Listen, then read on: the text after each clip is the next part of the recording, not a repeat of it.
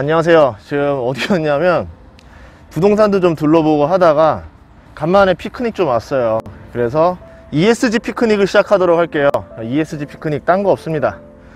여기 물 하나 떠온 거에다가 텀블러에다가 보통 주머니에 이렇게 카누 하나씩 있잖아요.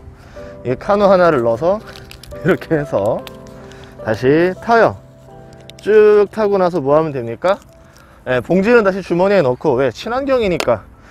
유튜버 중에 이렇게 친환경 방송, 부동산이랑 주식이 같이 오르는 것 같지만 실제로 같이 올랐다가 같이 안 오를 때도 있어요. 이 커플링일 때도 있고 디커플링일 때도 있는데, 대체적으로 왜 그런지 제가 쓰는 지표를 하나 보여드리도록 할게요.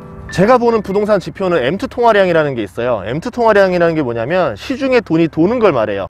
이 M2가 얼마나 늘어나느냐를 보고 시중의 유동성이 얼마나 늘어나느냐. 그럼 시중에 유동성이 늘었으니까 이 돈이 부동산이든 주식이든 뭐 비트코인이든 어딘가로 오지 않겠는가, 이렇게 본다라 볼 수 있어요. 그러면은 자산시장 이해할 때 우리는 M2 통화량이 얼마나 빠르게 증가하는지를 봐야 되겠죠. 증가한다라는 얘기는 그만큼 돈이 어딘가로 지금 가고 싶어서 막 안 달랐다, 이렇게 볼 수 있는 거예요. 그런데 지금 상황은 뭐냐면 이 M2 통화량이 굉장히 빠르게 증가하고 있습니다. 최근에 나온 뉴스가 뭐였냐면, 며칠 전에 나온 뉴스가 이 8월달 M2 통화량이 12%가 넘었다, 12.6%가 찍혔다라는 거예요. 이렇게 되면 우리는 주의를 해야 돼요. 이게 지금 유동성이 갑자기 가팔라졌다, 굉장히 치솟고 있다라는 거거든요. 유동성은 당연히 계속 가팔라지겠지만 지금 상황은 매우 심각하게 빠르게 상승하고 있다 라고 보시면 될 것 같습니다. 조금 우리가 리스크를 봐야 된다, 이런 얘기고요. 인플레 현상과도 연동이 되는데, 시중에 돈이 많아지니까 돈의 가치가 떨어지겠죠. 화폐의 가치가 떨어지니까 당연히 자산 가격이라던가 물가가 빡 올라가겠죠. 인플레가 벌어지면은 어떤 일이 벌어지느냐, 인플레 속도가 빨라지게 되면은 빈부격차가 발생합니다. 빈부격차라는 건 어떤 거냐면, 부자들 같은 경우는 더 부자가 되고 가난한 사람은 더 가난한 사람이 될 수 있다라는 거예요. 왜 그렇게 보냐면, 부채 같은 경우는 인플레가 벌어진다고 해서 늘어나지가 않아요. 여러분이 뭐 예를 들어서 빌딩을 사는데 100억을 들여서 했는데 70억이 대출이 나왔어요. 그럼 인플레가 벌어지고 나면은 그렇다고 해서 내 70억짜리 대출이 늘어나지 않습니다. 그냥 이런 거예요.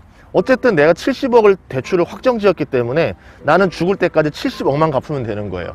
근데 이 100억짜리라는 건물은 계속 죽을 때까지 100억이 아니라는 거죠. 70억 대출 받았는데 120억, 150억 넘어가는 거죠. 그러면 자산가들은 당연히 이 인플레를 즐길 수밖에 없겠죠. 왜? 내가 부자가 되니까. 점점 재무는 건전해지고. 자, 그런데 이제 가난한 사람들은 뭡니까? 이 속도가 벌어지면은 내가 빚을 내서 살 수 있는 그 한도가 낮아집니다. 대출 한도가 DSLR, DTI 이런 것들 때문에 나올 수가 없습니다. 이렇게 생각을 하고 있어요. 그래서 제가 M2 통화량을 보고 설명하도록 하겠습니다. 그래프를 보도록 하겠습니다. 2006년부터 2011년 걸 먼저 보도록 할게요. 이때 M2 통화량 증가분을 보면요, 2008년 5월 달에 16%라는 거의 전무후무한 증가율을 기록해요. 2008년 5월 달에 말도 안 되는 유동성이 이제 투하됐다라는 거죠. 스피드 굉장히 과열이었었죠. 그러고 나서 터진 게 뭡니까? 글로벌 금융위기였죠. 증시도 하락하고 부동산도 크게 하락합니다. 나중에 증시는 반등을 했어요. 2009년 이후로 반등을 했는데, 지금 보다시피 부동산은 2011년까지 그렇게 오르지 못했습니다.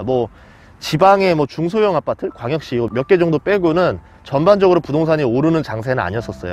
이 얘기는 뭐냐면, M2 통화량의 증가율이 주식시장과는 좀 별개다라는 걸 알 수 있는 거고, 이게 부동산과는 굉장히 많은 것들이 일치한다라는 걸 볼 수 있습니다. 그 다음 지표는 2011년이에요.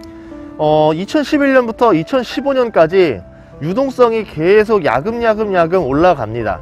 그러다가 2015년에 정점을 한번 빵 찍고 뚝 떨어져요.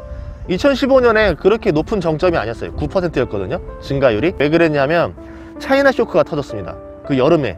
그러면서 증시도 일시적으로 하락을 했었고, 부동산도 잠깐 조금 머뭇머뭇했는데, 고점에서 떨어진 게 아니라 중간쯤에서 떨어졌기 때문에 그 타격이 그렇게 크진 않았었습니다. 2011년부터 13년은 부동산 침체기 계속 그랬었고, 2013년부터는 부동산 상승기, M2 증가 시기랑 이제 겹쳤다라는 거죠. 이때 뭐가 있었냐면 신도시들이 많아졌어요. 2013년에 분양시장이 막 늘어나고 아파트 건설 현장이 활발해지던 게 2013년부터였다 보면 되고요. 그래서 전반적으로 2011년부터 16년까지 보면 증시는 안 올랐습니다. 코스피가 거의 2000에서 박스피로 그냥 멈췄었고, 이때 부동산만 슬금슬금 오르려고 상승기 초입이었었다. 2017년부터 지금까지의 M2 통화량 지표입니다. 2017년 10월이 가장 저점이었어요. 5% 이하로 내려왔습니다. 4%대였는데 이때가 세계 증시가 호황이었었고 코스피도 정점의 부근에 가까워졌었고요. 어떻게 보면은 M2 통화량의 증가분은 바닥인데 오히려 경기는 굉장히 좋았던 시기였다. 그러니까 좀 약간 안 맞는다라는 걸 볼 수 있죠. 증시랑 좀 별개이긴 합니다. 부동산 대책이 발표났어요. 첫 규제 발표를 했었던 게 그게 2017년 7월 8월이었거든요 그러고 나면서부터 대출 규제가 나왔죠. 잡아놓은 다음에 그때부터 유동성이 빵 늘어나기 시작해요. 이 유동성이 늘어나면서 이때부터 이제 부동산 가격이 이제 가시적으로 올라가는 시기가 이 시기였습니다. 그러니까 M2 통화량의 증가율 지표는 부동산 가격 상승률과 굉장히 많이 일치하더라 라고 보시면 될 것 같고요. 그럼 지금부터 계속 상승했잖아요. 지금 어떻게 됐습니까? 12%예요 코로나 위기 때 오히려 이때부터 증가율이 더 증가해 버립니다. 그러면서 돈이 더 증가했죠. 그래서 코로나 이후부터 부동산 가격이 더 빠르게 상승했었죠. 이렇게 볼 수 있다라고 할 수 있고요. 근데 지금 상황에서 12%입니다. M2 통화량 증가율이 8월자로 12.6%가 됐다라는 거는 2007년 이래로 나오지 않았던 정도 수준으로 지금 M2 통화량 증가율이 막 가파르게 올라가고 있다라는 거예요. 그렇다는 얘기는 지금 어떻게 보면은 유동성이 약간 과열되어 있다 이렇게 볼 수도 있겠죠. 그러면은 그때 2007년에 12에서 16까지 몇 달 만에 치솟았으니까 만약에 9월 달에 그 한국은행에서 금리 인상이라던가 막 이런 좀 강력한 규제책이 나오지 않았다라고 하면은 아마 9월 달, 뭐 10월 달 이 M2 통화량 증가율이 금방 16까지 가지 않았을까 그렇게 생각도 해봅니다. 걱정되는 점은 뭐냐면 이제 12% 초과니까 과했다라는 거고 이 과했던 것만큼은 어느 정도 속도를 좀 떨어뜨려야 된다는 얘기거든요. 그 얘기는 뭐냐면 부동산 가격 상승세도 좀 완만해져야 된다. 지금처럼 빠르게 상승하기는 어려울 것이다. 이렇게 추측해 볼 수 있다는 거고요. 그래서 제가 이런 근거들로 부동산 투자, 추가 투자를 멈춰야 되겠다. 변수들을 이야기해 볼게요. 통화승수라는 게 있는데 통화승수가 갑자기 8월부터 올라왔습니다. 통화승수는 뭐냐면 한국은행이 푼 돈보다 시중에 도는 돈이 몇 배가 도느냐라는 거니까 지금 한국은행이 뿜어낸 돈보다 시중에 몇 바퀴가 돈이 돕니까? 이런 이야기예요. 통화승수가 높다라는 거는 그만큼 경기가 활발하다 이렇게 볼 수 있거든요. 근데 나라에서 돈을 그렇게 퍼도 시중에 통화승수가 올라오지 않다가 드디어 8월부터 올라오기 시작했어요. 그래서 와 이거 좋은 지표다 라고 생각했는데 막상 보니까 그렇지도 않은 게 지표라는 거는 두 가지 변수로 만들어지는 건 상대적인 거잖아요. 그러니까 M2 통화량이 증가한 것도 있지만 중앙은행에서 뿜어내는 돈이 뚝 떨어졌어요. 그러면서 지금 갑자기 통화승수가 올라가게 됐다라는 거죠. 저는 조금 우리가 다르게 해석해야 되지 않을까 이렇게 생각을 합니다. 부동산 투자에 대한 변수가 또 있는데 하나가 뭐냐면 금융당국의 대출 규제가 있어요. 지금 대출 규제 때문에 돈이 부동산으로 가고 싶어도 가지 못하는 상황이에요.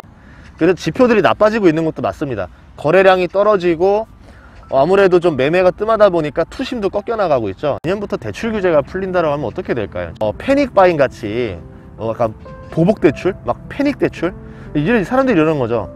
그동안은 아무 때나 대출을 받을 수 있을 줄 알고 안 받아놨다가 이번에 내가 좀 고생을 했잖아요. 그러니까 이번에 받을 수 있을 때 받아놔야 된다. 대출이 풀리면 무조건 받아놔야 된다. 그러니까 필요가 없는 사람들도 대출을 받으려는 일이 벌어질 것 같아요. 그렇게 되면은 오히려 불필요한 대출까지 늘어나면서 유동성이 더 늘어나 버리는 효과가 나지 않을까. M2 통화량 증가율이 더 빠르게 증가하겠죠. 이제 변수 하나 더는 뭐냐면 내년에 3월 대선이에요. 어떤 후보가 되느냐에 따라서 부동산 정책도 바뀔 거고 뭐 증시에 대한 정책도 다 바뀔 겁니다. 그러면 어느 부동산을 살까 어느 주식을 살까 하는 사람들이 이 대선 후보에 따라서 좀 어느 정도 방향을 보고 나서 결정을 해야 되는데 지금은 좀 눈치를 보는 타이밍이라는 거죠. 그래서 지금 돈들이 방향을 좀 정하지 못하고 갈피를 못 잡고 있다가 어느 정도 방향이 정해지고 나면 그때 돈을 빵 하고 투하해서 휙 나갈 수도 있다. 저는 이렇게 보거든요.